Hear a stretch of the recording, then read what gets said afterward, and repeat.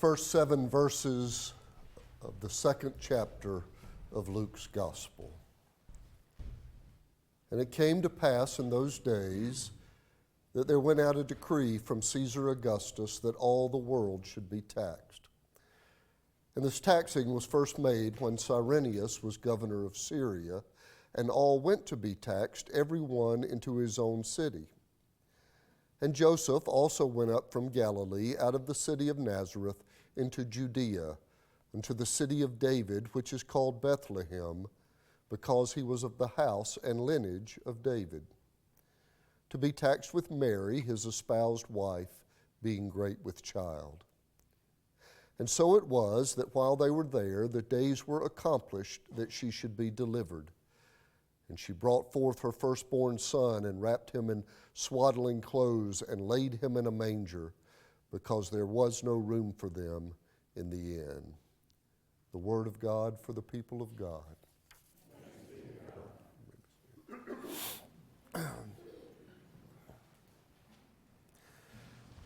Melissa and I are so enjoying our first Christmas as a part of the Big Canoe community. The Christmas music, what a week or so ago was just a spectacular way to kick it off. And then last week we had that tradition that this chapel has enjoyed for a long time with the peace light from Bethlehem. That was a first for me. And then Christmas Eve, we're going to have 2 services, but the 3 o'clock is going to be with kids dressed up and all of that. We didn't do that at the church I came from. That sounds like all kind of fun. Some of you did that as when you were little. You were part of those plays, right? Where you'd get in Dad's bathrobe, shepherd's staff, right? Magi with stapled cardboard crowns. And then those 2 poor kids who had to put on brown sweats and go around on all 4s to be cattle. But our images of that first Christmas are sometimes more shaped by pageants and American traditions and hymns than by the Bible. We have to do some intentional work to separate out what's actually in the Scriptures and what we've just kind of mushed together through other sources. So, for instance, there's this great passage from John Irving's book, A Prayer for Owen Meany, that illustrates how the hymn Away in a Manger took more control over the Christmas pageant than the Gospel of Luke does. This is what he says. It was only our second rehearsal of the Christmas pageant when Owen decided that the crib in which he could fit, but tightly, was unnecessary and even incorrect. Dudley Wiggin based his entire view of the behavior of the Christ child on the Christmas carol Away in a Manger, of which there are only 2 verses. It was this carol that convinced the Reverend Wiggin that the baby Jesus mustn't cry. The cattle are lowing, the baby awakes, but the little Lord Jesus no crying he makes.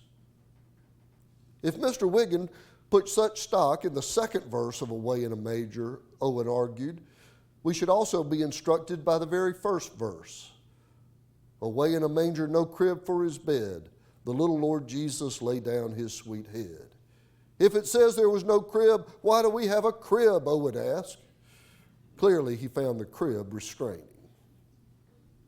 My point is, sometimes Scripture is not our primary source. There are other influences that are coming into the story and kind of mush their way in there. And then we get out our nativity sets and they mess things up even worse. I got nothing against nativity sets. Melissa's a huge fan. I once sat with a papier-mâché creche on my lap on a flight from Mexico because she is a huge fan. But I digress. Anyway, most of our nativity sets feature a stable, but the Bible has no mention of a stable. Most nativities include donkeys and cattle and sheep, none are mentioned to be present at the manger or at the birth. Most of our nativity sets include the wise men who never show up to the manger. They come much later to a house. And please tell me that none of you have a little drummer boy.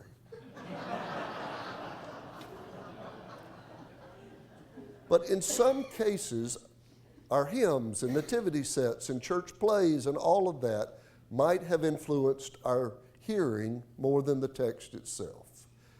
So in order to hear the scripture in a fresh way, we've got to sort out what other influences are forming our images, and it's quite possible that we might have been influenced negatively toward our character for today, the innkeeper. Now, across the Sundays of Advent, we've been looking at different primary characters in the birth narrative. John the Baptist, our first Sunday, Mother of the Mary of Jesus, second Sunday, Joseph last week, and today the innkeeper, who has characteristically been the villain of the Christmas story. I suppose every story needs a villain. And the history of preaching has surely made the innkeeper the whipping boy of the birth narrative. Let me read this from a popular commentary, the Interpreter Bible's commentary. This is what the Interpreter's Bible has to say about the innkeeper. Why was there no room for the Christ child? Because other guests had gotten there first. The innkeeper was so harried with his patrons that he had no patience to look for additional room. Thus he excluded Jesus from the inn because his spirit was not sensitive. He refused to recognize the great possibilities which stood at his door. See, he's the villain. Here's another one. Harry Emerson Fosdick was the most popular preacher of his era, and he did nothing to help the reputation of the innkeeper. And this sermon I'm about to quote from got reprinted in a condensed form in Reader's Digest, which means thousands and thousands of people got this image of the innkeeper. Fosdick says, the whole world's trouble is the sin of inhospitality, which is incarnated in the innkeeper. So the preaching tradition has passed along a pretty nasty reputation. And I haven't heard many sermons on the innkeeper. I could count them on one hand. Chances are you haven't heard a bunch either. But the ones I have heard have all been some variation of this. The innkeeper had no room for Jesus. That's the problem today. People have no room for Jesus. Don't be like the innkeeper. You need to make room for Jesus in your life. Is that the sermon you've heard, if you heard one? But several years ago, I read a sermon by Dr. Bill Hull that challenged this common perception. His sermon gave me a new look on how our American traditions might have had more influence than the actual story does. And first is our Americanized idea of an inn. For most of my life, when I heard this story, no room in the inn, right? My imagination went to this quaint little roadside hotel, fireplace, hot apple cider. Man behind the counter looks over and says, nope, tough luck. All our rooms are booked. Should have called ahead. Shoo. Maybe you'll have better luck at the La Quinta. Or you might sleep out back in the barn. I don't care. But ancient Palestine had no such accommodations. There were no roadside inns with separate rooms and a continental breakfast. In fact, privacy was almost unheard of regardless of the accommodations. The inn was most likely just a big flop house where weary travelers could get a shelter for the night, just all slung everywhere in a big room. So when you're thinking inn, think flop house, not the old Edwards Inn in Highlands.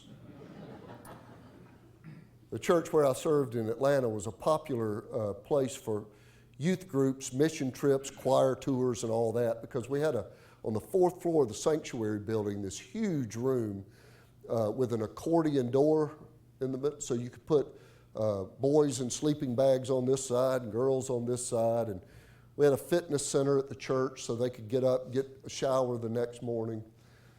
But I've had to change my image of an inn. It looks a whole lot more like 45 teenagers slung across a floor with sleeping bags than it does like the old Edwards. It'd be a better image for us to think of this as a crowded flop house for all those who are in town for the census and just need a place to grab some sleep for the night. Well, also in my imagining in this story, I had always assumed that Mary and Joseph just got a late jump, arrived to town late, and the rooms were booked. But that's not in the scripture. The question has been raised, would Joseph wait until the 9th month of Mary's pregnancy to make this trip? The Bible says Mary was great with child. Would he just wait till her feet were swollen and say, let's pack up and go? It's 80 or 90 miles. It's from Galilee to Jerusalem, about as far as from here to the Atlanta airport. 4 or 5 days travel. It's just not likely that Joseph waits till the last minute with a wife 9 months pregnant. It is more likely that they were already in Jerusalem. But they were there with all of these other people. Caesar Augustus has issued a decree that all the world should be taxed. And it's created an overflow situation at all the available flop houses, including the one where they're staying. So, here's the argument Dr. Hull makes that suggests the innkeeper is actually a hero and not a villain. With no private accommodation, he argues that no room in the inn means there was no suitable space for the intimacy of a birth. Making space for the Holy Family out back or down the road with the animals might have been a compassionate move to care for the family's privacy during the drama of birth. Birth in swaddling clothes and laid in a manger, it might all have been a way to distance from the horde of people stretched across the floor of the flop house so that this young couple might be away in private for this special moment. To me, that makes more sense. There's nothing in the story itself to justify our hostility toward the innkeeper. This image of this gruff innkeeper who turns away this young couple, it's kind of hard to imagine that somebody would do that to a young couple and she's 9 months pregnant. That'd be hard to figure.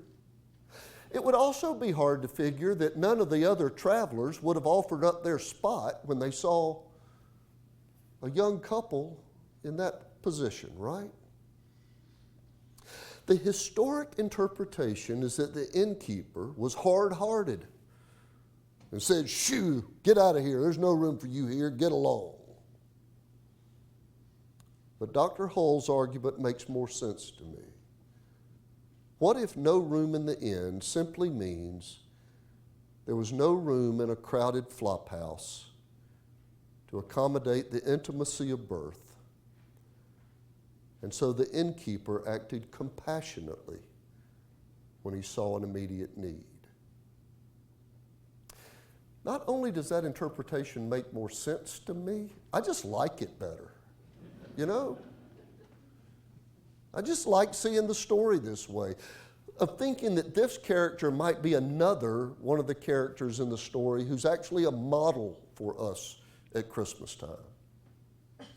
You remember in the last couple of weeks we focused on Mary and Joseph and their faithful response to the voice of the angels.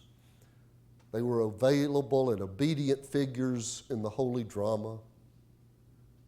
Well, what if the innkeeper is actually a model for us too? It's hard to beat the theme of compassionate service for those in need as a central theme of Christmas. And it might just be that in this busy season, flophouse full, weary travelers, all of them in town for the census, they're making demands left and right, busy season, it still might be possible that in all the busyness, the innkeeper found a way to be creatively compassionate and serve a young couple he does not know who've just traveled in from Galilee. A simple favor to strangers from out of town. A kindness to somebody in need.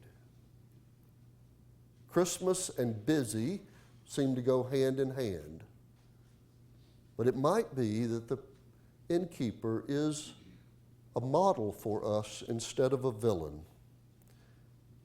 And if that's the case, then we must be confronted with how our busy Christmas season might also include acts of compassion for people in need. Did you take a name from the tree in Cousins Hall and buy a present for a child in need?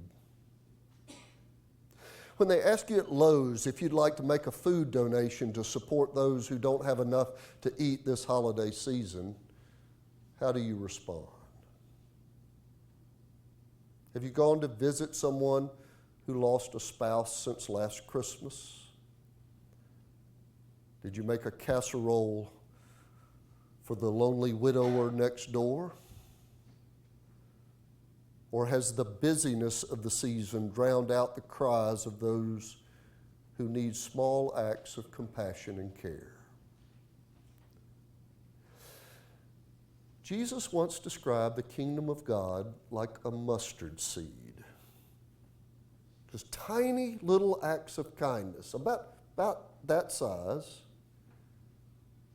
make a difference, a far bigger difference than we might imagine. Like this nameless innkeeper who might just have extended a simple kindness to a young couple he did not know. And how much of the true meaning of Christmas is carried in small, loving acts to those people in need. He might be one of the unsung heroes. He might inspire us to respond differently to the Christ child's birth by looking for small acts of compassion that we can offer throughout the rest of this season to show that the Christ child has been born into this world and has been born into us. Thanks be to God.